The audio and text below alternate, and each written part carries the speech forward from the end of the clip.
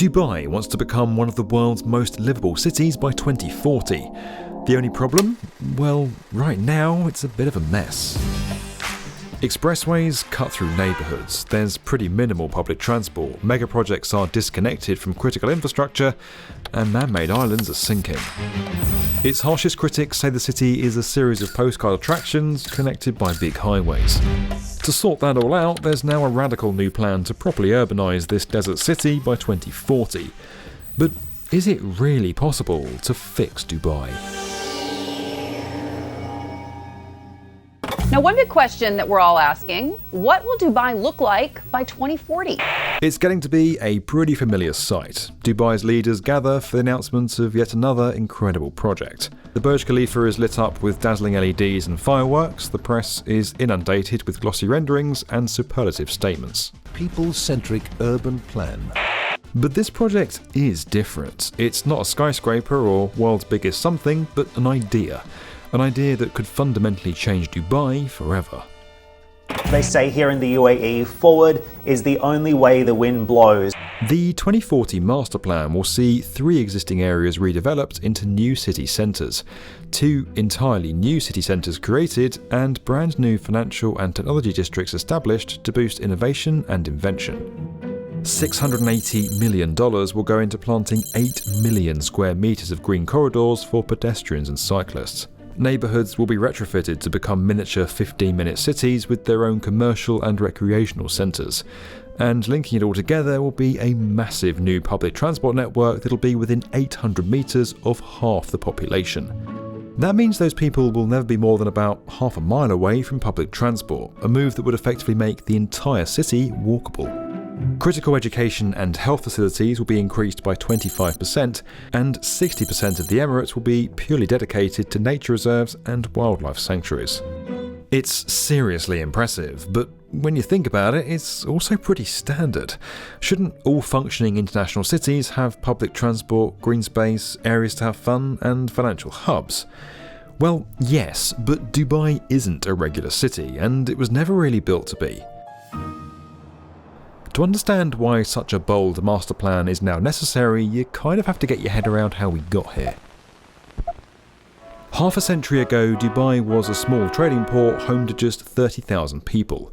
But that all changed in 1966 when oil was discovered. To most of us, oil may be just the stuff that drives the car.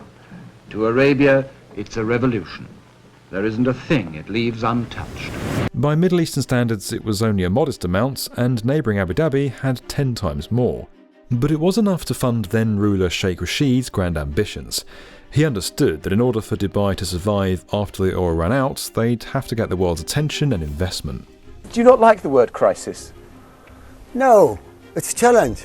In Arabian Peninsula, every day is a challenge for us. Challenge for the water, challenge to something to eat, and everyday challenge, so we take it as a challenge. Sitting in pretty much the middle of the world, Dubai was always naturally well positioned to become an aviation super hub. And with easy access to Europe, Asia and Africa, the city's airport quickly became the world's busiest by international passengers. The vultures of world commerce descend on Zayed's little kingdom. They're perfectly decent vultures, just bankers and businessmen doing their job.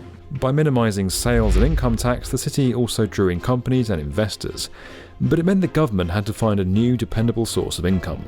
With few taxes and a dwindling supply of oil, they turned to tourism, and quickly discovered they could lure people out of the airport with incredible megaprojects. And that's where Dubai's build it and they will come idea all started. It was a policy that worked, but one that some claim tended to prioritise the glitz and glamour. It seemed to be that even if the project made little sense in itself, if it could pull tourists and investors into the 50-degree desert heat, then it would probably get the go-ahead. That sometimes meant that construction of the projects was even ahead of the infrastructure. One of the most famous examples is probably at the Burj Khalifa, where it's been widely reported that the skyscraper isn't actually hooked up to the city's sewage system. The world's tallest building could, at full capacity, hold 35,000 people, and the city quickly realised it wouldn't be able to handle the amount of waste that they could theoretically all produce. So instead of expanding the municipal sewage system, it was decided that it would be more cost effective to have trucks arrive every morning and carry the waste to a treatment plant. Well, here's all the poop trucks all lined up. How much, Mark? 10,000 gallons each.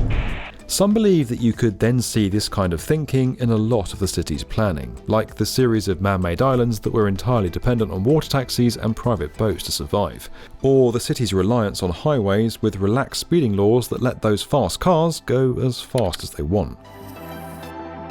It's all enough to make the 2040 plan feel like a no-brainer, and with Dubai's population set to exceed that of Singapore and hit 6 million by 2040, it's clear why the plan is so critical. But will it actually work, and will it be enough? Well, everything that's been outlined makes sense and has proven to be a success in other cities. The scale of the task to make it happen in Dubai is biblical, but then this place has a reputation for redrawing the boundaries when it comes to construction. It's notoriously difficult to retrofit public transport networks into major urban areas. Often they have to skirt around existing major developments or dig under them at massive expense. And so far plans for the new metro lines have tended to be eye-catching rather than practical, with futuristic inner-city Skytrains mooted as a way to avoid underground tunnelling. The challenge with planting trees is equally immense. Greening a city in the middle of a desert is never easy, but previous attempts to do it haven't gone sour because of a lack of rainfall. A plan to plant 1 million trees in 2010 fell apart because a major developer wanted to use the land instead. For the 2040 plan to work, the city will need to come to terms with the other benefits that dedicated protected green space can bring, benefits that are all set out in the document. That's kind of where the biggest challenge lies. To really make the 2040 plan work, the city needs an almost fundamental change in its thinking and approach. It's the success of Dubai's current strategy that makes shifting to a new one incredibly tough. But it now seems ready to make the push. Dubai's rulers can see what it takes for a global city to succeed and are looking to replicate the impacts of other places. So as a result, we're going to see a major capital works program here in Dubai. We're going to see more entrepreneurship and more investment, things that the city absolutely needs to stay viable into the future. The master plan itself is just that, a high-level roadmap. Go on social media and you'll see the kinds of people talking about it aren't urban planners or architects, but everyday citizens on the street.